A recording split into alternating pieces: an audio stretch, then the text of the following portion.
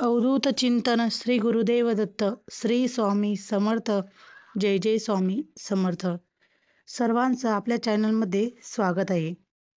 आज आहे श्रावण सोमवार. यावर्षी श्रावण सोमवार हे सोमवारीच चालू होतात आणि सोमवारीच संपत पण आहे. श्रावण महिना हा 29 दिवसांचा आहे. मी तुम्हाला सोमवारची शिवामुठीची कहाणी सांगणार आहे. चला तर बघूया. आटपाट नगर होतं. तिथे एक राजा होता. त्या राजाला 4 सुना होत्या. 3 आवडत्या होत्या, 1 नावडती होती. आवडत्या सुनांचा तो चांगलाच प्रतिमाळ करी.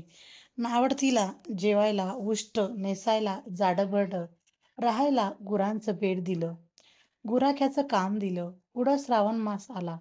पहिला सोमवार आला. ही राणी गेली. नागकन्या देवकन्यांची भेट झाली. त्यांना विचारलं, बाई बाई कुठं जाता? महादेवाच्या देवळी जातो. शिवामूठ वाहतो. यानं काय होतं?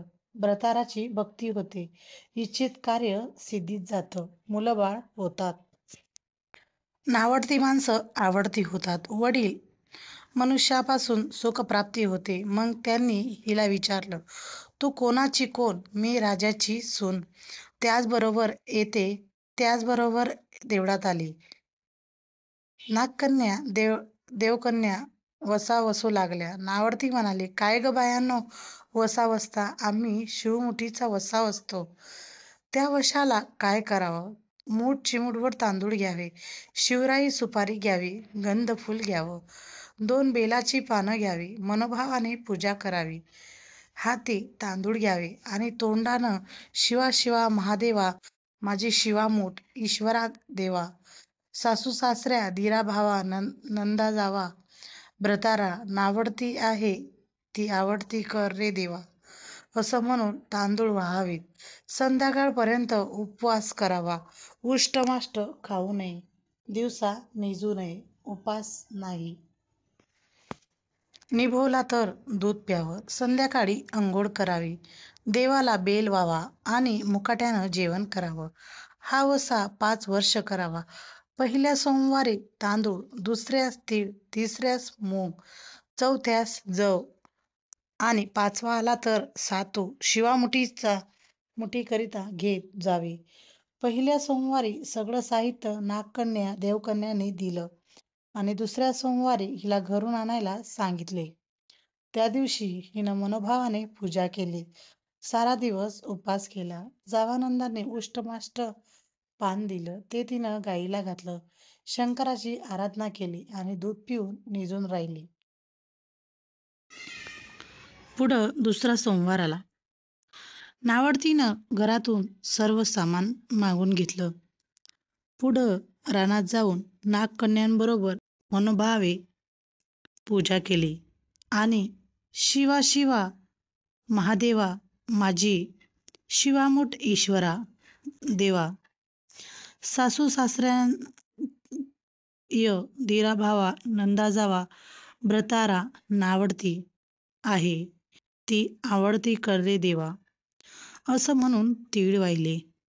सारा दिवस उपवास केला. शंकराला बेल वाहिला. दूध पिऊन निजून राहिली. संध्याकाळी सासऱ्यानं विचारलं, तुझा देव कुठं आहे? नावडतीनं जवाब दिला, माझा देव फार लांब आहे. वाटा कठीण आहेत. काटे कुठे आहेत? साप वाघ आहे. तिथं माझा देव आहे.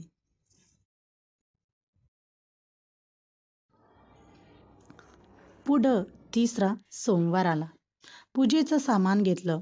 देवाला जाऊ लागली. घरची माणसं मागं चालली. नावडते, तुझा देव दाखव म्हणून म्हणू लागली. नावडतीला रोजचा सराव होता. तिला काही वाटलं नाही. यांना काटेकोटे पुष्कळ लागले. नावडतीची दया आली. आजपर्यंत रानात कशी येत असेल कोण जाणे. नावडतीला चिंता पडली. देवाची प्रार्थना केली. देवाला तिची करुणा आली. नागकन्या, देवकन्या यांसह वर्तमान देऊळ सुवर्णाचं झालं. रत्नजडितांचे खांब झाले. स्वयंभू महादेवाची पिंड झाली. सगळ्यांनी देवाचं दर्शन घेतलं.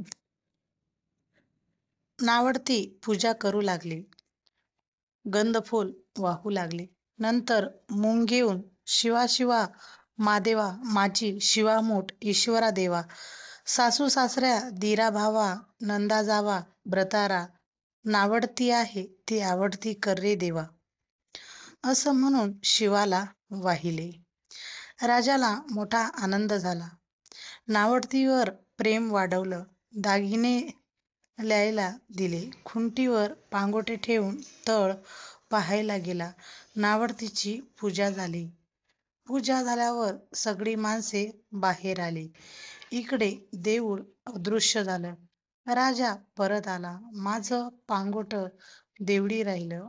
देवळाकडे आणायला गेला. तो तिथं एक लहान देऊळ आहे. तिथं एक पिंड आहे. वर आपण केलेली पूजा आहे. जवळ खुंटीवर पांगोट आहे. तेव्हा त्याने सुनेला विचारलं, हे असं कसं झालं? माझा गरिबाचा हाच देव. मी देवाची प्रार्थना केली. त्यानं तुम्हाला दर्शन दिलं. सुनेमुळे देव भेटला म्हणून तिला पालखीत घालून घरी आणलं. नावडती होती ती आवडती झाली. जसा तिला शंकर प्रसन्न झाला तसा तुम्हा आम्हा हो ही साठा उत्तराची कहाणी. पाचा उत्तरी सुफळ संपूर्णतम. मित्रांनो, तुम्हाला ही सोमवारची कहाणी कशी वाटली मला कमेंटद्वारे कळवा आणि आपल्या चॅनेलवर नवीन असल्यास लाईक करा, शेअर करा आणि सबस्क्राईब करायला मात्र विसरू नका. श्री स्वामी समर्थ.